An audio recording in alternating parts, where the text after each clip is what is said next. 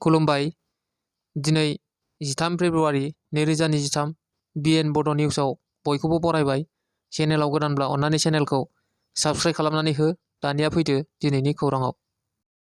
बर' रायजो राजाफोरनिसिम मोनसे गोजोनथाव खौरां। आरबि फिल्म प्रडाक्शननिफ्राय रोदा मुंनि मोनसे गोदान बर' सावथुनखौ नुनो मोनसिगोन। बे सावथुननि शुटिंखौ मैयानिफ्राय जागायजेनबाय।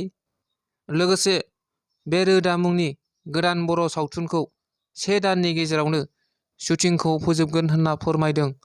लोगोसे बे सावथुनखौ रायजो राजाफोरा फैगौ बिश्वकर्मा फुजानि सिगांनो नुनो मोनगोन होनना रिया ब्रह्मआ खौरांनि गेजेरजों फोरमायो।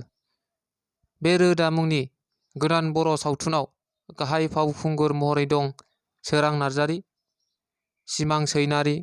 बिथांमोनजों लोगोसे फावखुंग्रि महरै दं मनालिसा हाज'वारि, सिजा बसुमतारी।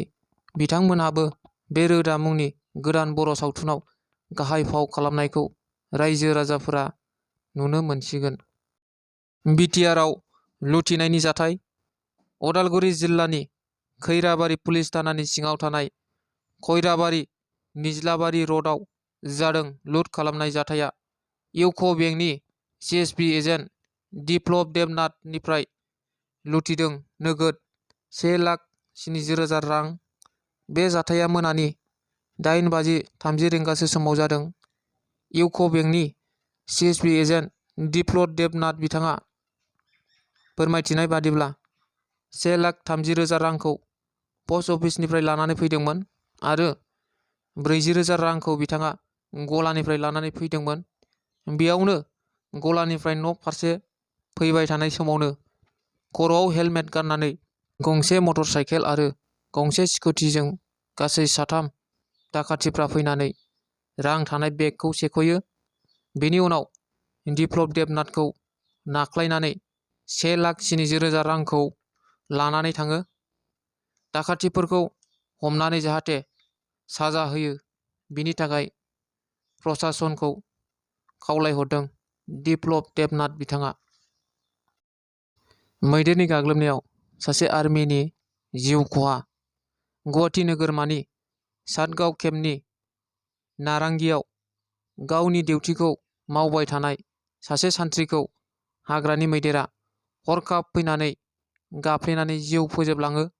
मैदेरनि गाग्लोबनायाव जिउ गोमानाय सान्थ्रिनि मुंखौ खामलिंकाप होननानै मिथिनाय जादों। थांनाय माखासे साननि सिगाङाव तुर्की आरो सिरियायाव गिख्रंथाव बांग्रि मावदोंमोन। तुर्की आरो सिरियायाव गिख्रंथाव बांग्रि मावनायजों थैनायनि अनजिमाया दासिमाव 28,000 आरो जोखोम जानायनि अनजिमाया खमैबो 10,000 जाहैबाय होननानै खौरां बिजोंनि गेजेरजों मिथिनो मोननाय जादों। आसामाव गोदान रायजो बेंगिरि सायख'जाबाय। बिजेपि हान्जानि दैदेनगिरि गुलाब चान्द काटारिया आसामनि गोदान रायजो बेंगिरि महरै सायख'जाबाय आरो बिथाङा थाबैनो आसामनि गोदान रायजो बेंगिरि महरनि बिबानखौ लानाय जासिगोन।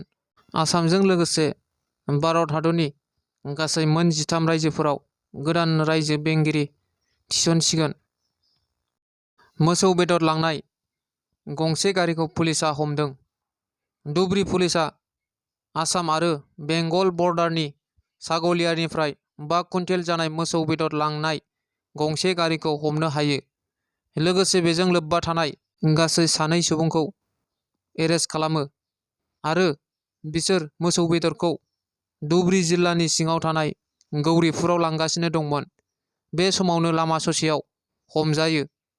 हमजानाय 2 सुबुंनि मुंखौ राशिदुल हक आरो निजादुल रहमान होननानै मिथिनो मोननाय जादों। दिनैनि खौराङा बेखिनियानो। गोजोन्थों।